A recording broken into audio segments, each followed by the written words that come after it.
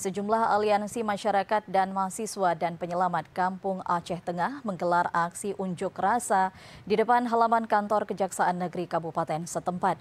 Aksi ini digelar sebagai bentuk protes dan tuntutan dugaan keterlibatan oknum Kepala Kejaksaan dalam kegiatan life skill yang bersumber dari dana desa.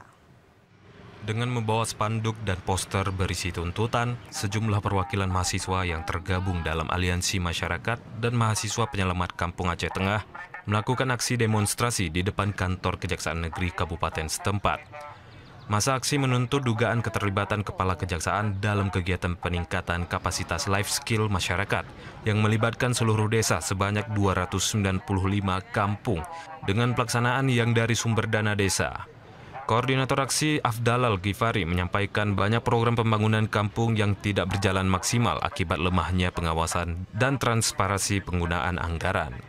Selain itu, pihaknya akan membuat laporan ke KPK dan Kejagung beserta bukti keterlibatan Kajari dalam mengintervensi dana desa lewat kegiatan BIMTEK yang dilaksanakan. Ada aliansi masyarakat dan mahasiswa penyelamat kampung Kabupaten Aceh Tengah, yakni Kejagung dengan KPK harus memeriksa ataupun mengusut tuntas kasus-kasus yang ada di Aceh Tengah hari ini. Terutama itu aliran dana desa yang dugaan kami ada permainan dari Kajari langsung.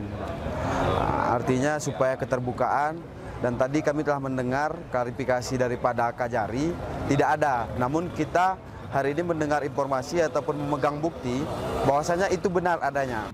Dalam orasi tersebut, mahasiswa menuntut pencopotan Kepala Kejaksaan Aceh Tengah yang dinilai gagal dalam menjalankan tugasnya. Dari Takengon, Aceh Tengah, Mutia, TVRI melaporkan.